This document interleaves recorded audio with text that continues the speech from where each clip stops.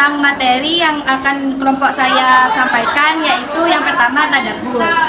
Pertama ada tadabbur. Tadabbur adalah mengarahkan upaya untuk melihat, memahami, merenungi sesuatu, bahkan sampai pada sisi terjauhnya.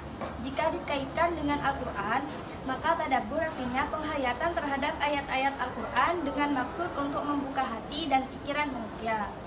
Tadabbur Al-Quran sangat penting dilakukan oleh umat Islam. Kenapa? Agar dapat memahami kekuasaan dan keagungan Allah Subhanahu wa Ta'ala. Pun manfaat dari tadabbur.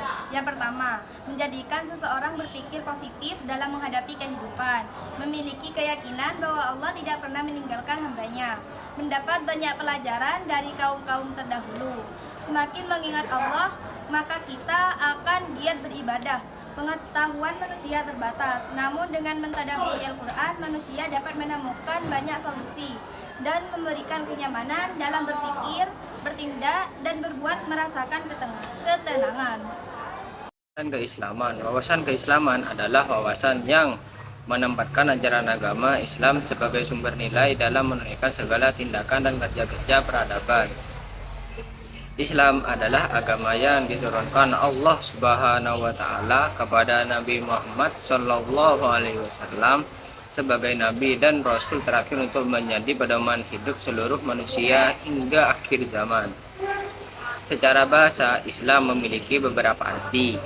Dalam bahasa Arab, Islam merupakan masdar dan kata aslamah yuslimah, Islaman yang artinya taat, tunduk, patuh, berserah diri kepada Allah Subhanahu wa Ta'ala.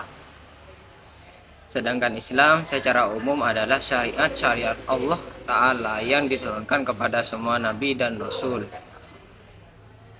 Pengertian Islam menurut Al-Quran, Islam merupakan ajaran agama yang mengimani satu Tuhan, yaitu Allah. Maksudnya agama Islam mengajarkan dan memuat aturan hidup yang bisa menyelamatkan dan mengantarkan manusia untuk bisa selamat di dunia dan akhirat. Kata ini tercantum dalam Al-Quran, surah Al-A'raf ayat 46. Dakwah memiliki makna yang beragam berdasarkan perbedaan para penulis dalam menentukan pengertian dakwah. Dikutip dari buku fikih Dakwah Al-Jamaah Amin Abdul Aziz, bahwa dakwah adalah risalah terakhir yang diturunkan Allah SWT kepada Nabi Muhammad SAW sebagai wahyunya dalam bentuk kitab yang tidak ada kebatilannya di dalamnya dan yang membacanya bernilai ibadah. Hukum dakwah. Para ulama memiliki perbedaan pendapat dengan argumentasi berdasarkan dalil mengenai hukum dakwah. Dikutip dari buku Pengantar Studi Ilmu Dakwah karya Dr. Muhammad Abu Al-Fatih Al-Bayuni, bahwa beberapa ulama menyatakan hukum dakwah adalah wajib ain dengan pedoman beberapa dalil seperti dalam surat Ali Imran ayat 104, surat Ali Imran ayat 100, dan beberapa hadis lainnya. Sedangkan yang ketiga yaitu para ulama yang menyatakan bahwa hukum dakwah adalah wajib kifayah, memiliki pedoman dalil seperti dalam surat Al-Imran ayat 110 dan At-Taubah ayat 122. Yaitu yang pertama dari surat Al-Imran ayat 110 yang berbunyi kuntum khaira ummatin ukhrijat linnasi ta'muruna bil ma'rufi wa tanhauna 'anil munkari wa tu'minuna billah walau amana ahlul kitabi kana khairal lahum minhumul mu'minuna wa aktsaruhumul fasikun, yang artinya kamu adalah umat yang terbaik yang dilahirkan untuk manusia, menyuruh kepada yang ma'ruf dan mencegah dari perbuatan munkar dan beriman kepada Allah. Sekiranya Alkitab beriman, tentu itu lebih baik bagi mereka. Di antara mereka ada yang beriman dan kebanyakan mereka adalah orang-orang yang fasik. Yang kedua yaitu dari surat At-Taubah ayat 122 yang berbunyi wa ma kanal mu'minuna liyanfiru kaffah falaula nafara min kulli firqatin minhum ta'ifatul yatafaqahu fid dini waliyundiru qaumahum idza raja'u ilaihim la'allahum yahdharun, yang artinya tidak sepatutnya bagi mukmin itu pergi semuanya ke medan perang. Mengapa tidak pergi dari tiap-tiap golongan di antara mereka beberapa orang untuk memperdalam pengetahuan mereka tentang agama dan untuk memberi pengikatan kepada kaumnya apabila mereka telah kembali kepadanya supaya mereka itu dapat menjaga dirinya.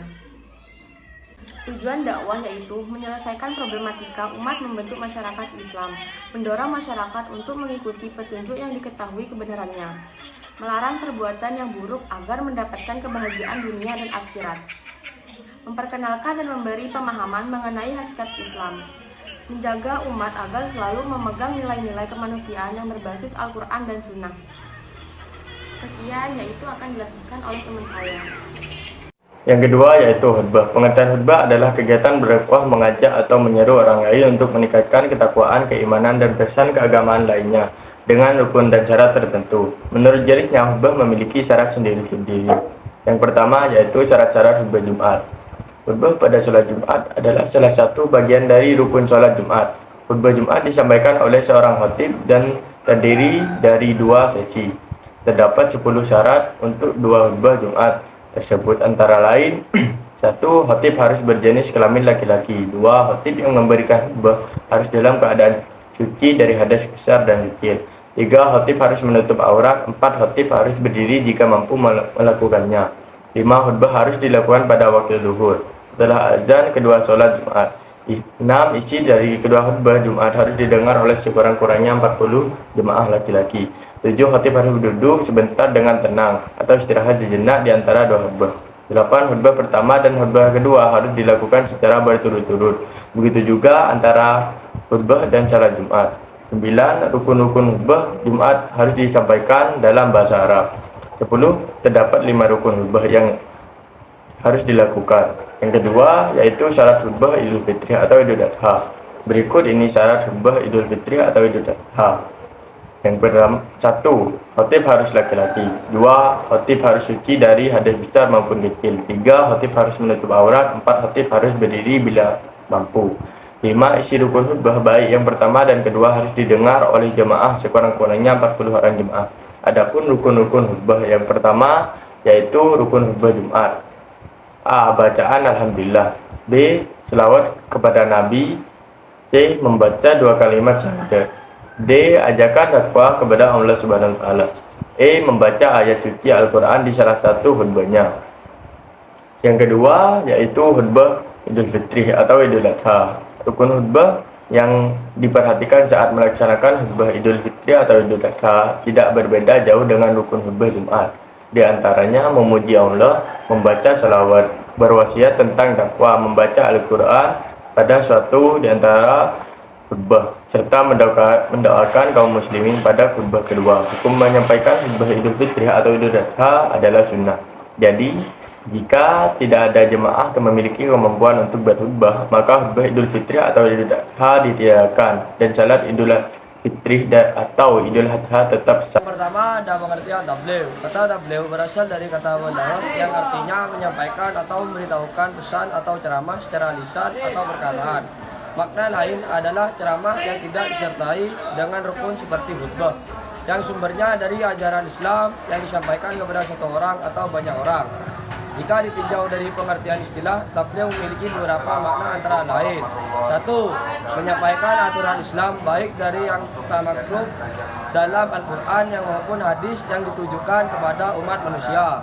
2. Menyampaikan ajaran Islam kepada umat manusia untuk dijadikan pedoman agar